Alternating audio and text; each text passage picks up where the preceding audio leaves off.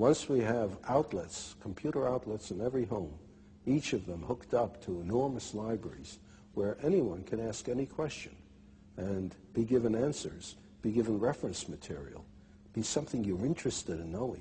From an early age, however silly it might seem to someone else, that's what you're interested in. And you ask, and you can find out, and you can follow it up. And you can do it in your own home, at your own speed, in your own direction, in your own time. Then everyone will enjoy learning. Nowadays, what people call learning is forced on you, and everyone is forced to learn the same thing on the same day at the same speed in class. And everyone is different. For some it goes too fast, for some too slow, for some in the wrong direction. But give them a chance, in addition to school, I don't say we abolish school, but in addition to school, to follow up their own bent from the start. Well, I love the vision, but what about the argument that machines, computers, dehumanize learning? Well, as a matter of fact, it's just the reverse. It seems to me that it's through this machine that for the first time we'll be able to have a one-to-one relationship between information source and information consumer, so to speak. Well, in the old days, you used to have tutors for children.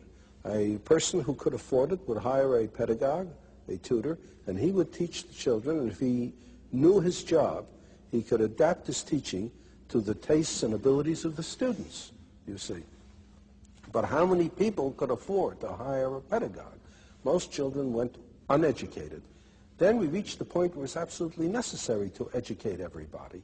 But the only way we could do it is to have one teacher for a great many of students, and in order to organize the situation properly, we gave them a curriculum to teach from.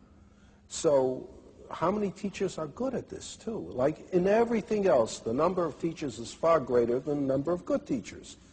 So we either have a one-to-one relationship for the very few or a one-to-many relationship for the many. Now, there's a possibility of a one-to-one relationship for the many. Everyone can have a teacher in the form of access to the gathered knowledge of the human species. Through the libraries that are connected to the computer. That's right.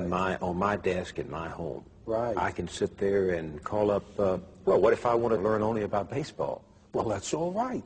You learn all you want about baseball, because the more you learn about baseball, the more you might grow interested in mathematics to try to figure out what they mean by those earned run averages and the batting averages and so on. You might, in the end, become more interested in math than baseball if you follow your own bent and you're not told. On the other hand, someone who is interested in mathematics may suddenly find himself very enticed by the problem of how you throw a curved ball. And he may find himself engaged in sports physics, so to speak. Well, why not? Why not?